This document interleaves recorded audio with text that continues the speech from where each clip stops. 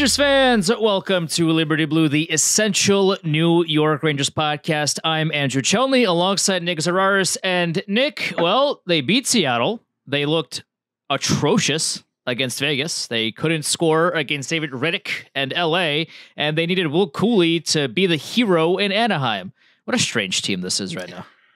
I was thinking about this a lot this morning. I was making my breakfast and I was trying to think about how I wanted to phrase what I would describe the last week as. And I think something we in particular are guilty of occasionally is we look at each game as an individual entity as opposed to being interconnected.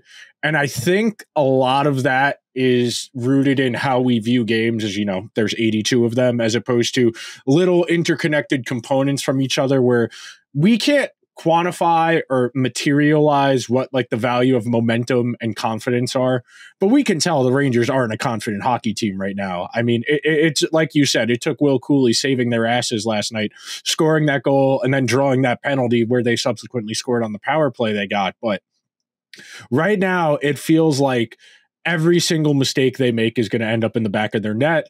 And when it's going bad like that, it takes somebody looking around and saying, all right, we can't do this. We can't keep playing like this. If we keep playing like this, we are going to piss away everything we've built so far this season. It's bizarre that it had to be a child on a team full of guys who have been in the league a long time saying, okay, we're not getting anything going. I'm going to the net. I am going to stay in front of the net until they move me from the front of the net. Sometimes it is that simple as saying, get out of my way. It really is that simple sometimes. So good on Cooley for rising to the occasion. But if we're waiting for guys like Will Cooley, Jimmy Vesey, Blake Wheeler, Tyler Pitlick, Nick Bonino, Barclay Goodrow to save us here, you know, there's not really a point in doing the rest of the season. If we are playing this way where Shesterkin hasn't been himself and the top guys aren't scoring consistently, this team is flopped. This team is cooked. It's that simple. If Shesterkin's this bad, it doesn't matter if the power play and the top six play well. If Shesterkin is average or below average, this team has no chance of doing anything significant. Well, also the transition defense has been atrocious.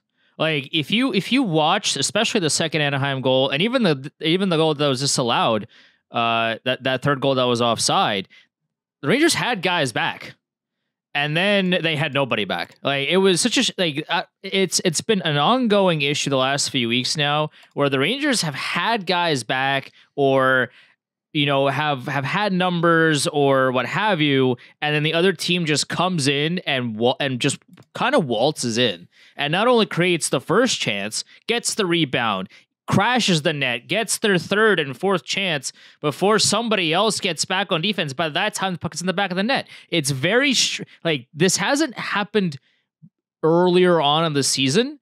So to me, that's one of the question marks heading into this next week here is what is happening now to the transition defense that hasn't been a problem before. We usually, when the Rangers are back, somebody gets somebody, there's sticks tied up, and if there's one opportunity, there's not a second one or a third one or a fourth one. These past few weeks, that hasn't really been the case, and I'm not so sure what's leading to that breakdown in coverage. So I think part of that is what we were just talking about. It's tied to confidence, knowing what you need to do when you need to do it. And when you are mired in a slump, like they very much are, everything that can go wrong is going to go wrong. And you are going to start to overthink. You are going to be gripping your stick a smidge too tight. You are going to start pinching a second too late or a second too soon and leaving yourself vulnerable to those types of rush attempts. We talked about this last week, the idea that the Rangers are the guy who quit the gym the third week of January when it was their New Year's resolution. And to some degree, I do think that's the case. I think everybody got pretty comfortable with how they were playing through December, where even in mid-December, they weren't playing amazing, but they kept winning. So it was a little more bearable to overlook some of the mistakes, some of the flaws with this team. And now that they have kind of fully come to who they are, they've regressed to who they are as a team talent-wise, it is very easy to say it's effort, it's commitment. you're right. These are guys who know better. These are seasoned professionals here.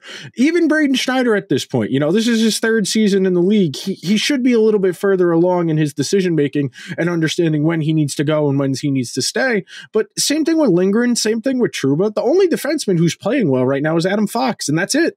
Keandre Miller's had a rough 2 weeks. Trouba and Miller together I do not understand why something put together by David Quinn has lasted this long. David Quinn is not a good hockey coach. Okay. I do not understand why these two play together. And my one additional caveat, something I want to add on to that as an addendum. It's great. Everybody on the team likes who they play with, that they like who's on the leadership committee. But if they don't actually have a good results, like, it's great, everybody's friends, everybody likes each other, but if they don't play well together, they shouldn't stay together. I know Miller says, well, Trouba taught me a lot about what it meant to be a pro, that kind of thing.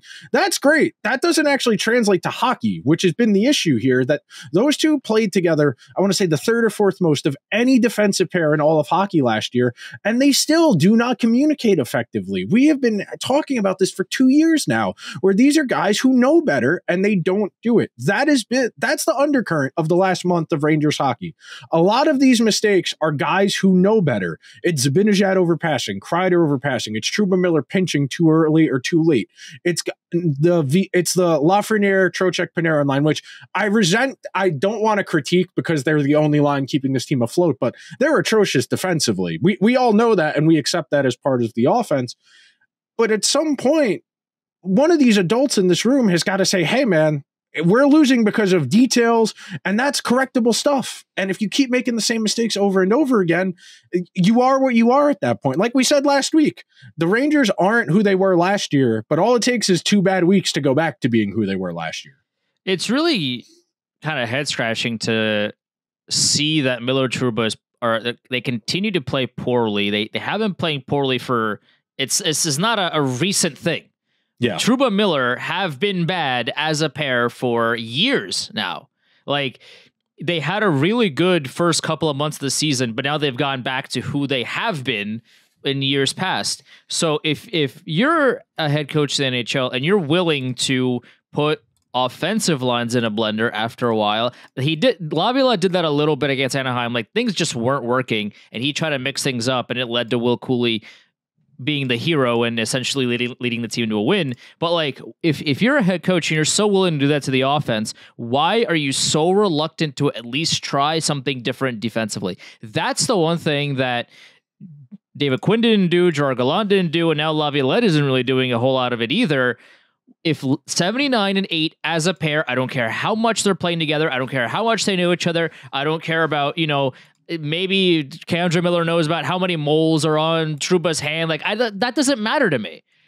They aren't playing well together on the ice. What is it going to take for Peter Laviolette to change the defensive pairs, at least for a period, a game, just to see how it goes? If it doesn't work, you could always go back to what it is. Like, it's January 22nd right now. This is the time for experimentation. This is the time to see, hey, Fox and Miller, go at it. Here's a game. Let's just see how it goes, and we'll take it from there. And if it's really that bad, okay, well then just go back to what it was. Like, I don't really, if you're so willing to experiment offensively, why? This is the third head coach in the row now for the Rangers that just refuses to try anything different defensively, and that doesn't make any sense to me. The Rangers overvalue comfort. I am wholly committed to that.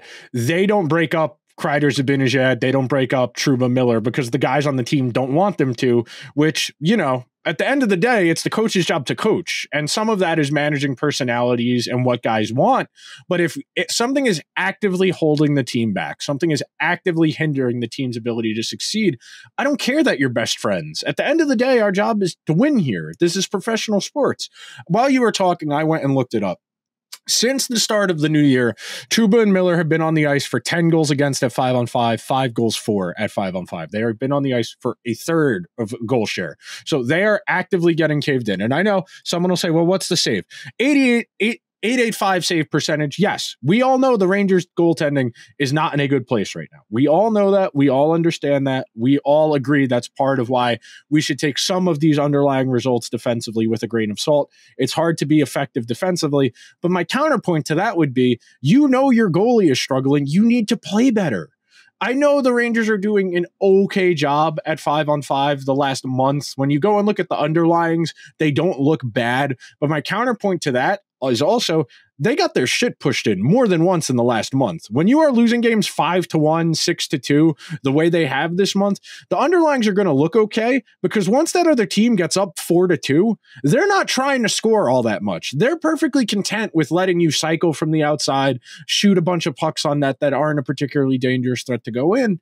And it's not quite an inflection point of the season yet, because they've built up so much. They've built up enough leeway where they're not in any real danger right now.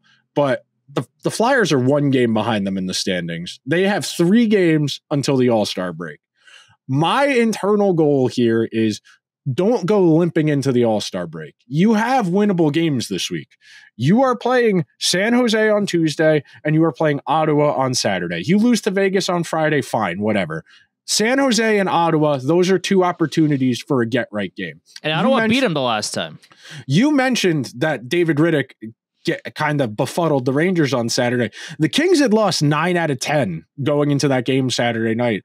And they saw the Rangers as an opportunity to, we're going to dumb this game down. We are going to limit the scoring chances. And we think we can play better defense than you. And that was the difference on Saturday. Yeah, the Rangers had some good looks. They are very much so could have won that game, but they didn't. It is frustrating to say, but eventually you need to start getting results. And right now the team is not getting those results. It's just a confusing team right now. And I know the one of the things that I saw somebody highlight yesterday was, Kreider came out of the box, and instead of just going for the breakaway, he slowed down and he tried to pass it. And like, that's a reflection on the team the past 2 weeks. No, it's not. That's a reflection of the team the past 5 years. That's because they love doing that. They absolutely love nothing else than to pass it 75 times to each other, as opposed to just taking the best opportunity presented to themselves. Like, and now I understand. Kreider later on had another breakaway, or at least kind of a half breakaway, got a shot off and it was stopped, and then the rebound went in. But like, the Rangers love nothing more than to do hot potato in the offensive zone. They love that stuff. That is their favorite pastime more than anything else when they play the sport. And it baffles me every single time they do it. Like, I'm sure that David Quinn, listen, for all the negatives that we associate with him, I'm sure he at some point was like, hey guys, you got to shoot the puck if you want to win the game. I'm sure Gerard Gallant, for as much as we admire him and for all of his mistakes, I'm sure at some point he's told his best players, if you don't shoot the puck, you're not going to score, you're not going to win games. And now Peter Laviolette, I would have to imagine, is saying the same thing. Like, these players are who they are. And these mistakes are all mental. Like, these are things that the players have to fix. This is the 3rd head coach now with the same problems. At a certain point, the players have to look at the tape and go, oh yeah, if I just don't pass it for the 9th time here and just shoot it on net, maybe it careens off a leg and goes in the back of the net. But no, I try to force it through 6 people, and the puck was deflected, and it went the other way. What a surprise! Like, this is up to the players at this point to fix their problems, because everyone knows who they are except for the players on the ice, which doesn't make any sense to me. The Rangers are frustrating because they have talent to be better than they are playing right now. Yeah. We understand they're shorthanded. We understand they didn't expect to have to play Brodzinski and Tyler Pitlick this much this season. But it's the guys you expect to know better. It is Zibanejad. It is Kreider. It is, to some extent, Trocheck and Panarin when it comes to defense. You expect those guys to be a little bit better. And I'm not going to get on Trocheck and Panarin for their defense as much, because they're still scoring enough where they are actively carrying the team. As far as what we're talking about here, this idea, the Rangers have been very comfortable for quite a while now. This has been their team. These guys are all very entrenched in their roles. Zibanejad, Kreider, Trouba, guys who are effectively bulletproof. We talked about this last year in regards to guys like Gaudreau, guys like Jimmy Vesey, who are a little bit lower down in the lineup, being immune to critique, being immune to coach discipline, where, you know, they miss a shift here and there for messing up, that kind of thing.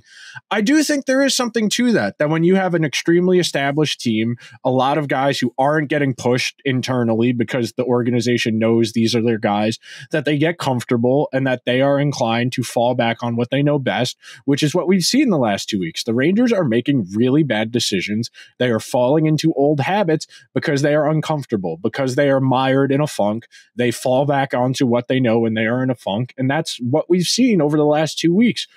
Like you said, that first 2 months of the season, the team defense was actively good, genuinely shutting teams down, not conceding offense. But now it's just the decision-making is non-existent. The amount of times per game you see a defenseman step up to throw a hit, not get the puck, the person goes around them, and the play continues with the other team having a numbers advantage because you pinched at the wrong moment. And that is decision making.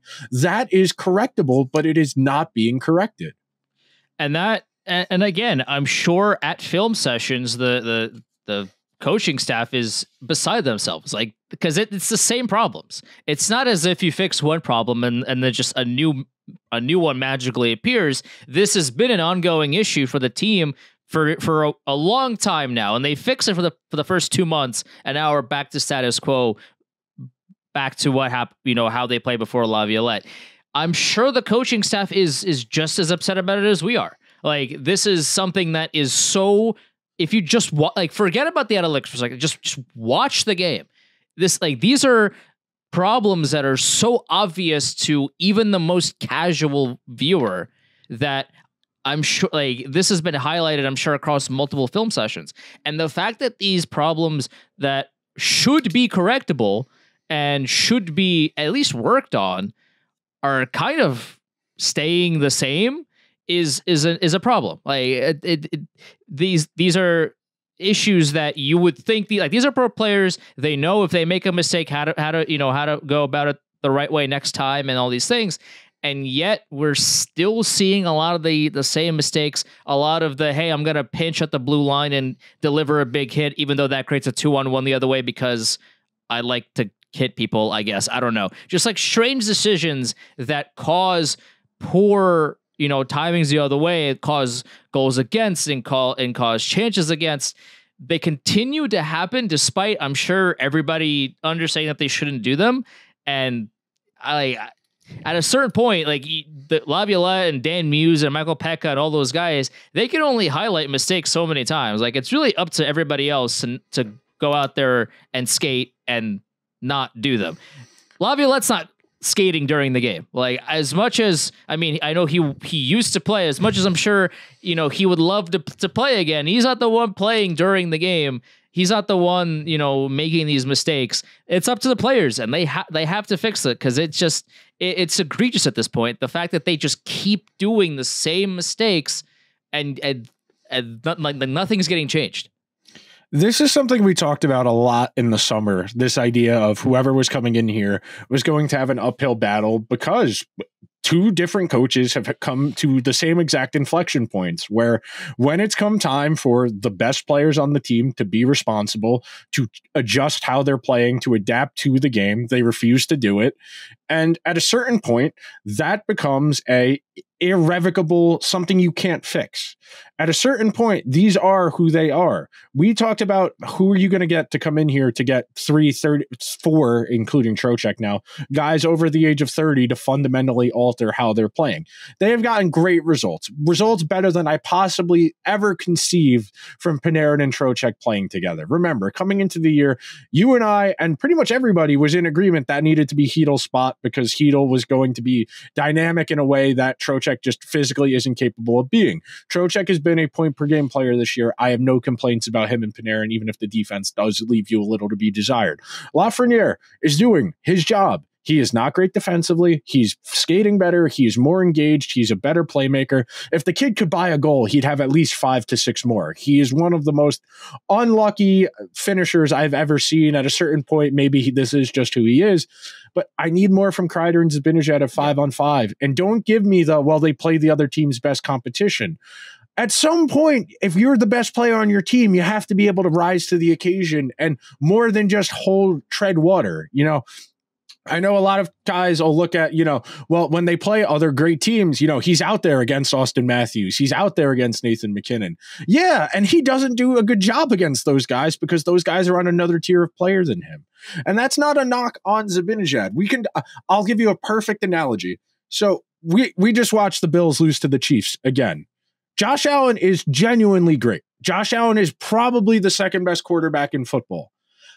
He's not better than Mahomes. At the end of the day, nobody's better than Mahomes. There aren't a lot of guys better in this league, better than Matthews, McKinnon, McDavid, And if this is who you're bringing to the dance, if you want to go into the playoffs with Zibanejad, Kreider, and Panarin as your 1, 2, 3, you more likely than not are going to have an uphill battle because when you put that against Toronto's 1, 2, 3, Edmonton's, Colorado's, Vegas, Dallas, you put it against the other best teams in the league's 1, 2, 3, it's just not as good. And that means other guys in the lineup are going to have to pick up the slack. And we know the Rangers aren't equipped to have the rest of the lineup pick up the slack.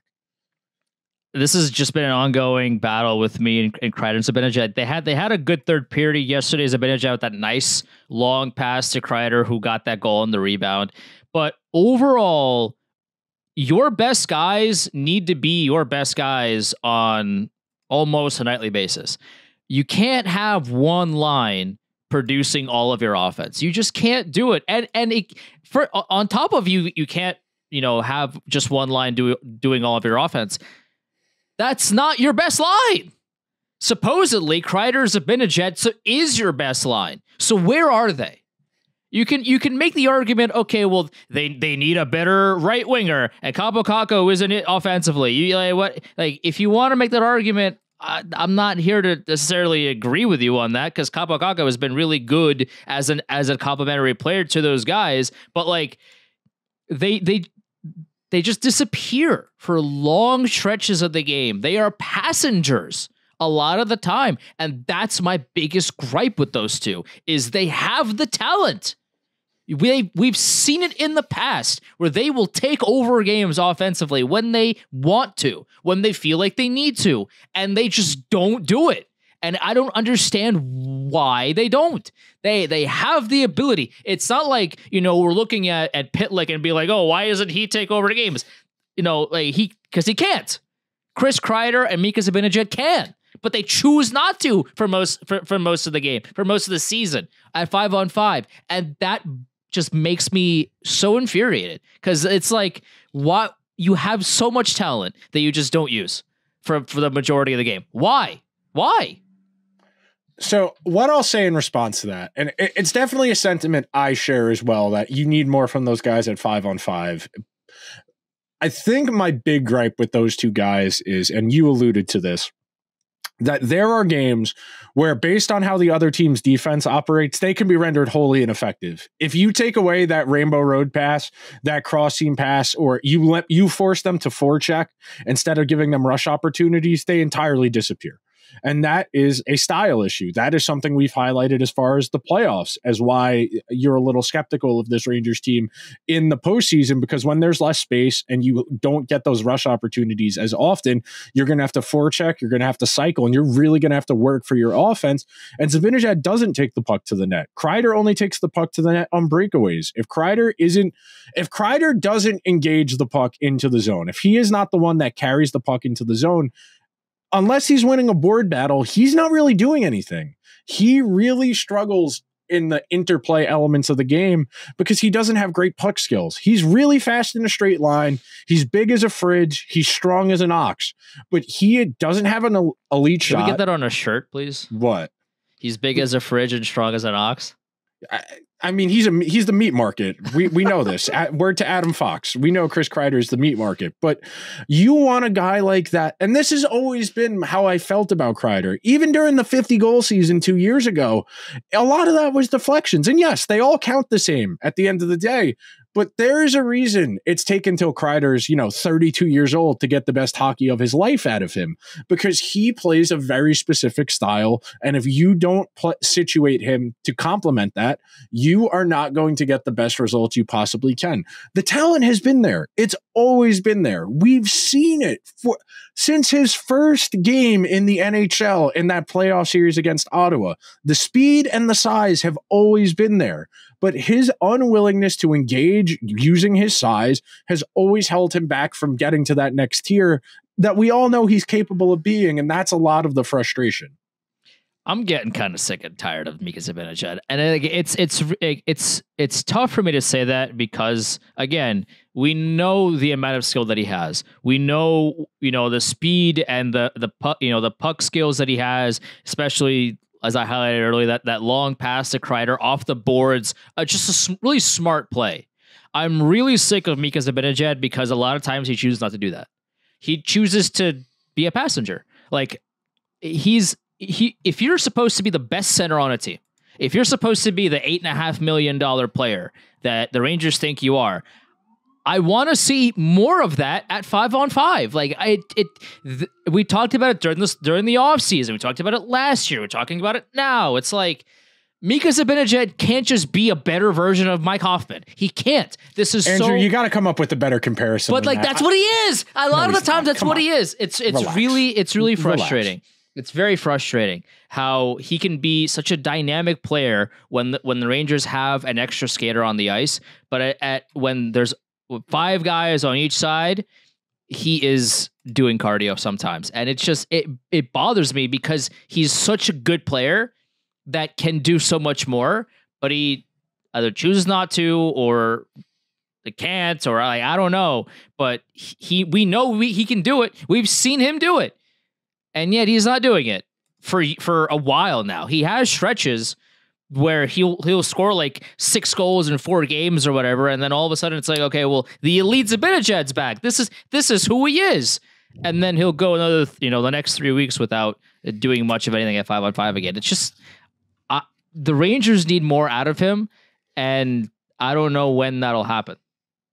I think K'Andre Miller, I think there's a few guys on this team where once they get in their own head, they're screwed for at least a week.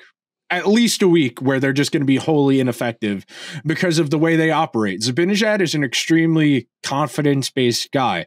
When he was on that nuclear hot heater in the spring of 2020, where he had like the 15 goals in 10 games, where he genuinely looked like one of the 15, 20 best players in the world, he was taking the puck to the net, putting his head down, deking goalies out of their jocks, and genuinely looking dominant.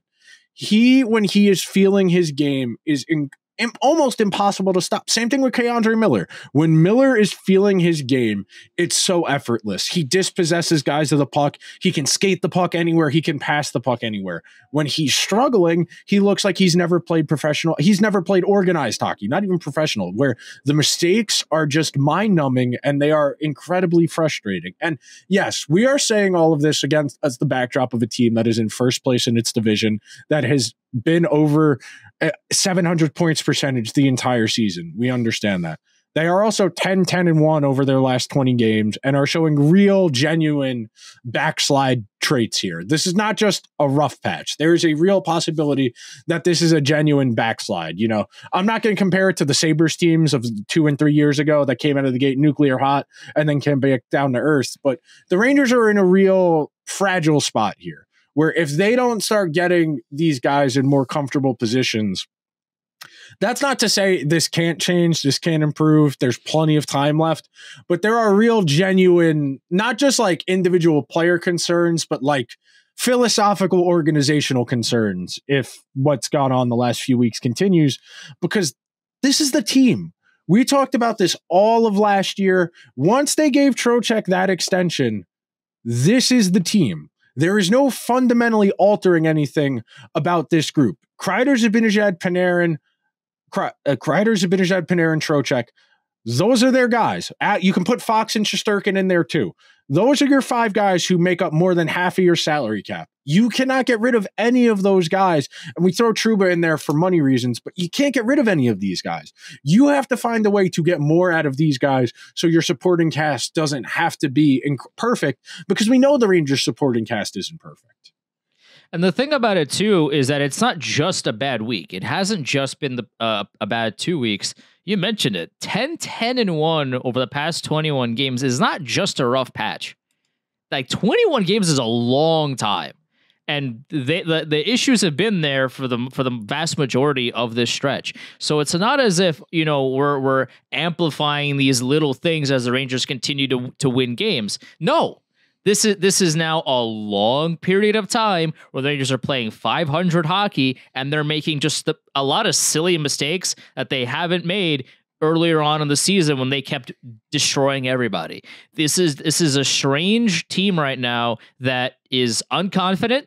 They're making mistakes that they haven't made earlier on in the year, and I mean, right now there's really no signs of them getting out of it, because again, there's been 21 games of essentially mediocre hockey.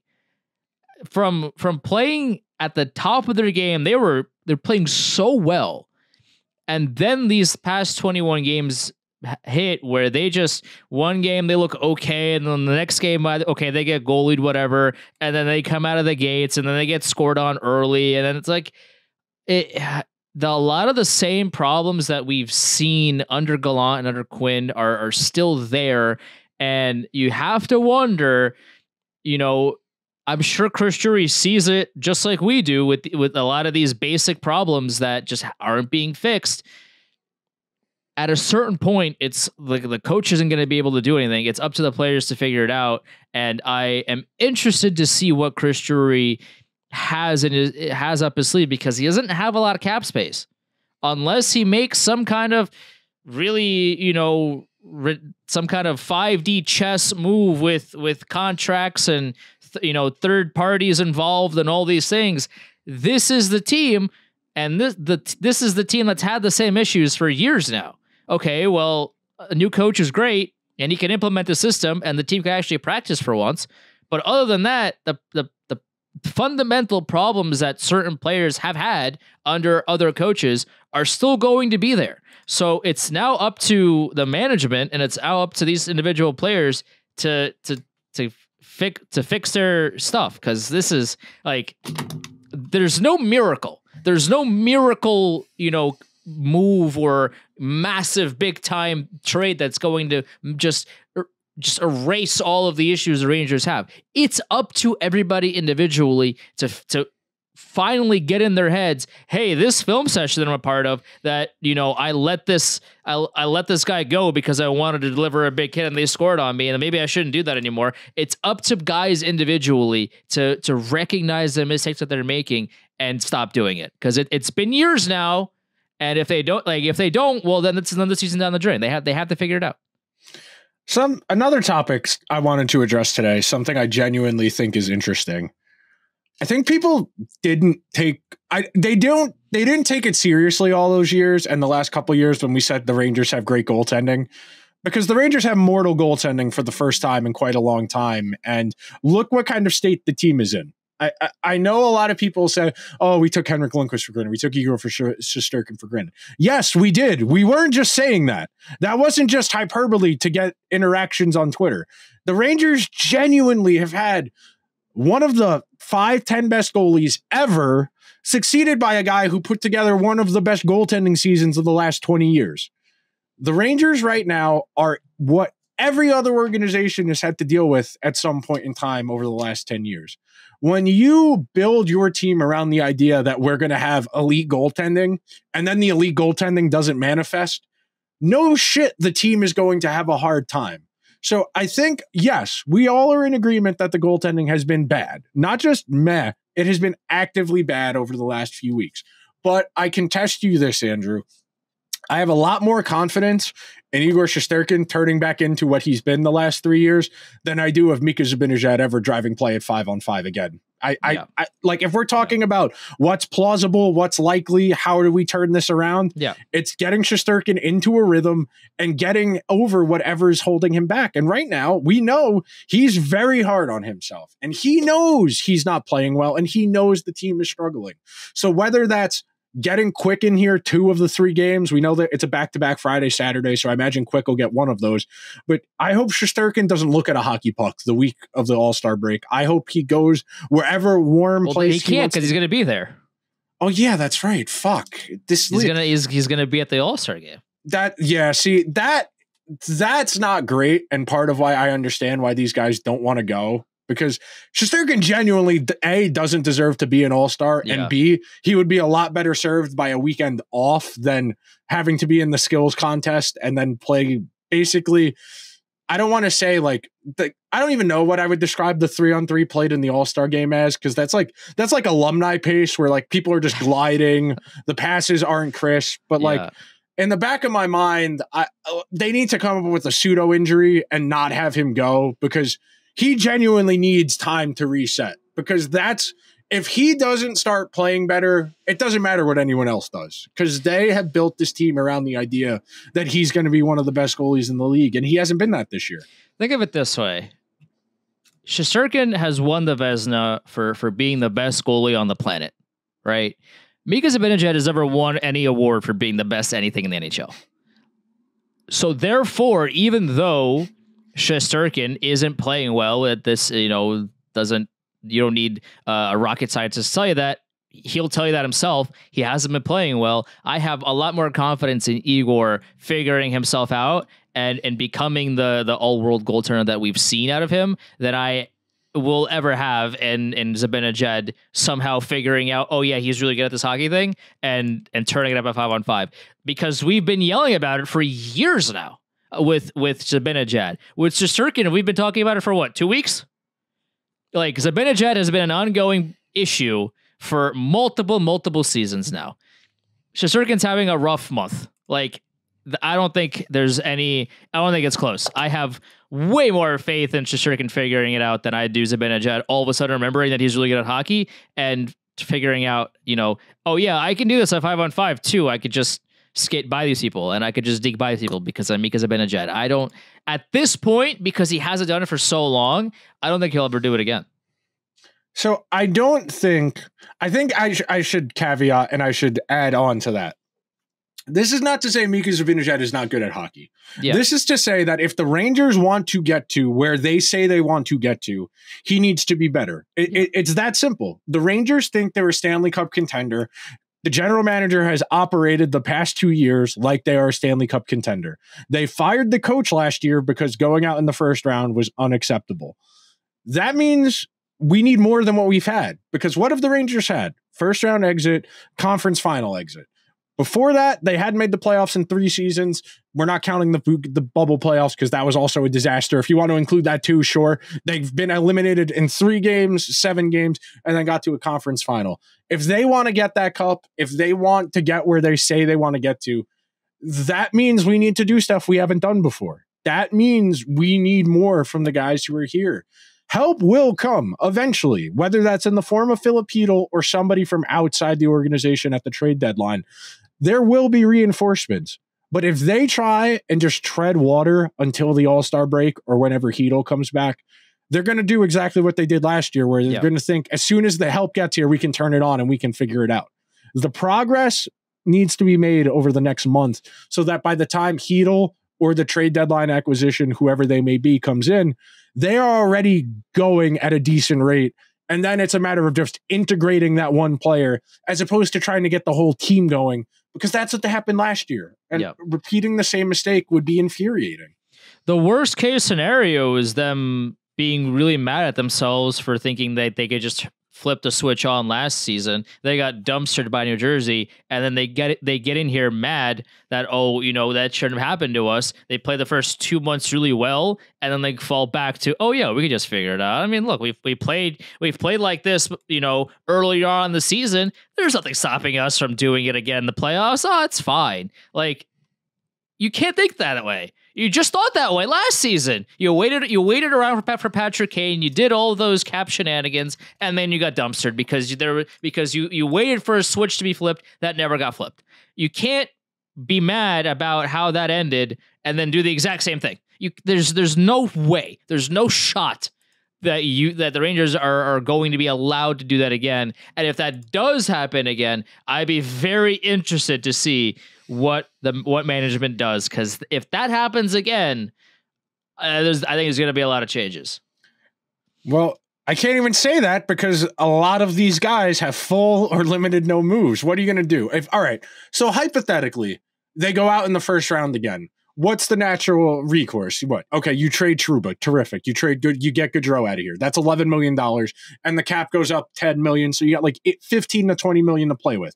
Okay. Panarin, Zibanejad, and Trocheck are all a year older. You have the emotional and tangible impacts of taking away guys that, even if they aren't particularly good at hockey, the other guys on the team like. And taking those guys away will have a negative impact. That's the real conundrum. They pushed a lot of chips in on a group that I won't say is limited, because frankly, they've held themselves back more than anything. Not that they have put a lot of chips in on a group that is good, not great, has the ability to be great, and for whatever reason can't get over that mental hurdle of going from good to great.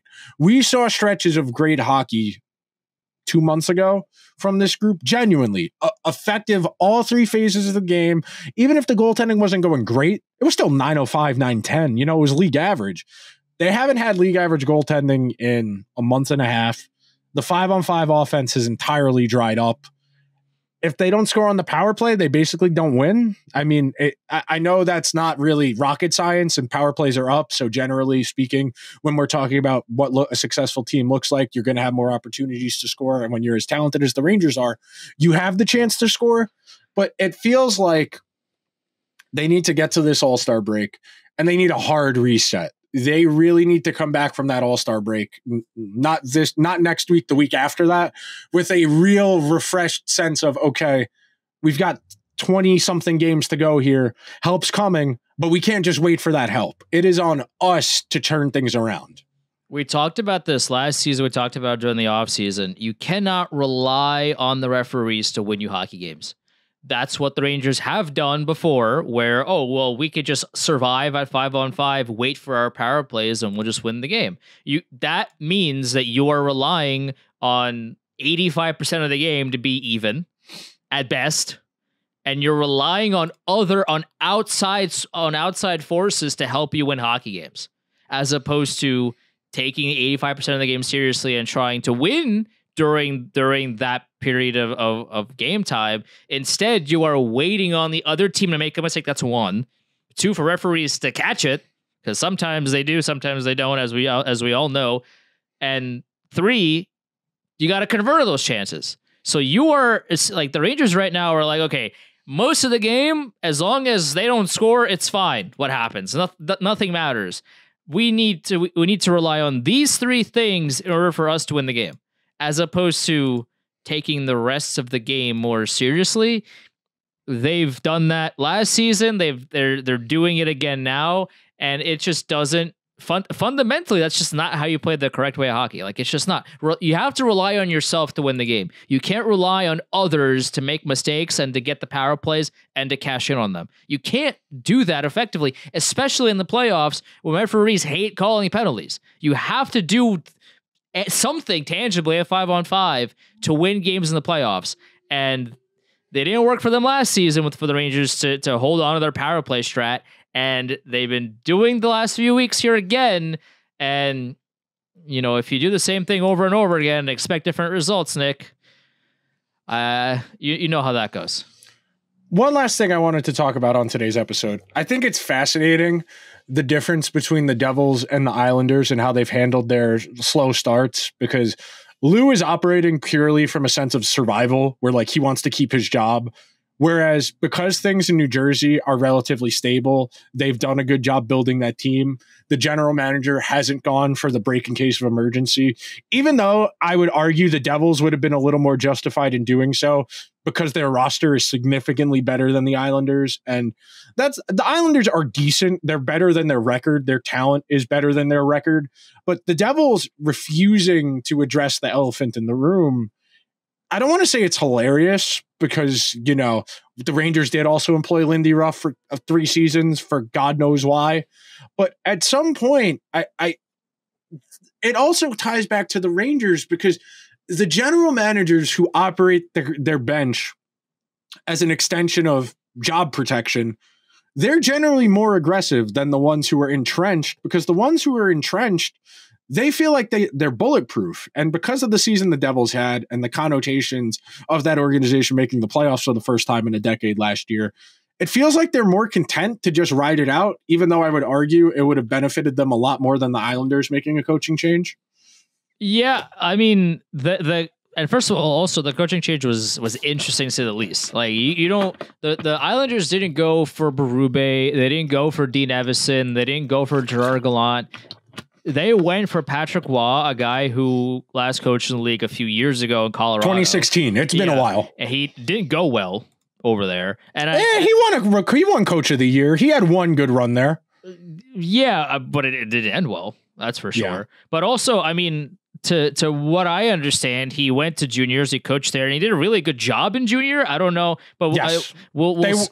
They won the Memorial Cup last year. He did a really good job. Yeah, there. he did a good job, but how that will translate back into the NHL level, we'll wait and see. They did win their first game, and yeah, I mean, Lane wasn't going to win with that group. Like, that's just, if ask any Islanders fan, ask anybody that watches their games, and you very quickly tell that Lane just didn't have it with that group. And maybe Patrick Waugh will, there's clips of him yelling at practice, and he's a very vocal guy. That's somebody that I guess the Islanders needed. So maybe they'll go in that direction. But it's interesting that Lou chose him as opposed to other potential candidates around the league right now that are free agents.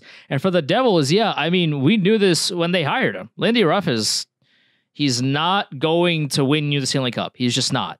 And teams believe in him because he's been around since, VCRs were new. I understand that. But like at a certain point, if things aren't working with this guy, you have to, and to a certain extent, a lot of it's been the goaltending. Devils couldn't buy a save for some of their losses, and Lindy Ruff isn't going to do anything about that. Like, Lindy could coach an immaculate game, but if your goaltender can't stop the puck, then there's nothing you can do about it. So a little bit of the Devils' struggles, I will say, and that's probably the thing that has saved Lindy Ruff so far. Is you can point to coaching issues and mistakes, but he's not the one in the crease stopping pucks. And the Devils haven't been very successful in having goaltenders that are stopping pucks here this season. Like, it's been a struggle bus and a half for them to find themselves a goaltender that is able to do that right now. So I think that's kind of been the biggest thing saving Lindy Ruff so far.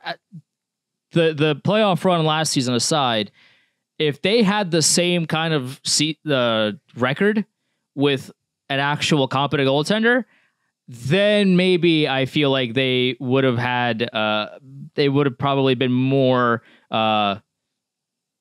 quick. Maybe they would have already made a change. But because Lindy Ruff hasn't been great, but the goaltending has been a disaster fire, I think that's been the biggest problem for them, at least maybe in Tom Fitzgerald's eyes, than Lindy Ruff. Yeah, that's a good caveat. That's definitely something to consider. I have a lot of Devils friends, and the handling of Alexander Holtz over the last 2 weeks has kind of been like I don't want to say that's the straw that broke the camel's back, but that's a really easy, identifiable rallying point. And God bless the guy from the Star Ledger who actually asked real questions. We could use more people in hockey media who ask actual questions in the post game, other than how did you feel about that game or what were you thinking about that game. God bless Ryan Novo, actually doing his job. Keep fighting the good fight. Also, Corey Perry got signed in Edmonton, and all the insiders were like, "We don't want to talk about what happened." It's like, dog, it's kind of your whole job to figure out what happened. I saw a transcript of what Friedman said of it was really important that Corey Perry signed somewhere where there wouldn't be a lot of noise. My brother in Christ, you run the biggest hockey podcast in hockey media. Oh, God. Yeah. Well, that's not their job. Their job is to, the GM scratch their back and they scratch theirs. Like that's all it is. That's all insiders do. And I tweeted this out the other day when Patrick Waugh got hired. Team graphic designers know more than the insiders. I promise you they do, because the Islanders had that graphic ready. Like those kind of things, they take a minute to make, because it's not just you quickly put something together and then you instantly put it up. No, you got to make it. It's got to go through a few layers of approval. Go through approval process. You got to double check the there's no typos that you don't tweet it prematurely. You got to there's a lot of hurdles that you have to clear in order to get a graphic approved and up on Twitter. The graphic designer for every team knows more than your favorite insider. I promise you. They're definitely more plugged in than our favorite insiders. Our favorite insiders, they only get news when they check their phone. They're not exactly doing what's that shoe leather journalism. They're not exactly working the phones hard. They wait for a call. It's frustrating at times. It's going to get worse over the next month as the deadline talks ramp up and the journalists who do actual journalism sit in silence because they don't have anything to report. And the insiders do nothing but speculate for a month because they have to fill copy and sell advertising space. My favorite people, my favorite insider, and everyone knows who this is. Eye emojis. I don't have to say their name. The one that posts pictures of players with the eye emoji and then just posts it. Dog. Either say what you know or don't fish for attention. Those fishing for interactions tweets drive me up a wall. They aggravate me to no end. You're an insider. What are you doing? Like you don't have to tweet these nonsense tweets for retweets and likes. Like people follow, people respect you, people will interact with whatever you post. You don't dude, either say something or say nothing. These baity fishing pole tweets, I wish insiders would stop doing them. They drive me crazy. You know how bad things have gotten for the Devils? They just tweeted a Chico Resch feature video from their main account because they're desperately trying anybody to not talk about the actual hockey on the team right now. So that's where the Devils are at. So at the very least, that's one thing. And to tie it back to the Rangers so we can wrap up. Thank God nobody else in the division is playing well, or the Rangers would have been fucked a while ago. Like the Flyers being second, that's the greatest thing to happen to the Rangers this season. The Devils all being injured, the Islanders having an awful coach, the Penguins being 100 years old. Thank God the Metro isn't good. Otherwise, the Rangers would have been screwed a while ago. That's the only reason the Rangers are still in first place, because the rest of the division isn't good. When you go 10-10-1 over your last 21 games, and you're still riding the coattails off of your hot start to the season because everybody else is that bad. Yeah.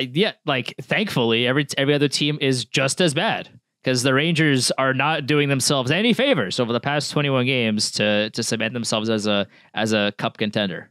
No, the Rangers have very much so fallen back into I expect them to be a first or second round exit based on the last month. There's plenty of time to turn that around. We don't know what their deadline's going to look like, when Heedle's going to come back. But right now, these are all the same issues they had last season. And the only difference is the backup goalie's maybe a little bit better and Nick Bonino wins faceoffs. That's really the only difference between this team and last year's team. I mean, the power play is a smidge better if you wanted to argue, but we're talking about very granular differences. The thought process can't be we're gonna flip the switch. Like, nope. They had it last year and it backfired tremendously. They came into this season being mad that they lulled themselves into that thought process, and now they're back in that thought process. Yeah, that's the biggest problem right now. Is okay. Well, then why were you mad about it earlier if now you're just back to where you were? You said, oh, never again. Let me tell you something. It's happening again. The last note I will end on, and we can wrap on this. This team has talent. It refuses to play up to its talent. And that's why we get mad. It's not like a disappointed. It is genuinely, you are supremely talented, especially in the cases of guys like Kreider and Zibanejad, where you see the flashes of genuine greatness. You can even throw Miller in here too. And then it just looks like they don't know what they're doing. It is on these guys. And we were tepid about Laviolette, and we were both of the opinion it didn't really matter who the coach was, because these guys are who they are at this point. You're not going to be able to change who they are as players. I am waiting for somebody other than the 24-year-old Will Cooley to step up and realize, hey, this is not okay. I am waiting for somebody else on this team to make a tangible hockey play to say the way we have played the last few weeks is unacceptable. I am changing things around here. I don't care. By the way, the Oilers have won 13 in a row with Chris Knoblauch. Yeah. I'm throwing that out there. I don't think the coach matters that much, in all honesty. I think anybody would be doing better with the Oilers just because they're actually getting saves now. Sure. Skinner's fixed, and that's helped. He's not great, but he's better than 880. They've turned it around immensely. They will be interesting, but I still think at the end of the day, you know what? Let's not dwell on the Oilers. Let's get out of here. I want to eat and get back to work. All right. That'll do it for this week's episode of the Liberty Blue Podcast. Make sure you are subscribed wherever you get your podcasts, over on YouTube as well, live every Monday. Twitter, Twitch, and YouTube, 6 p.m. Eastern. We will see you guys next week. Later.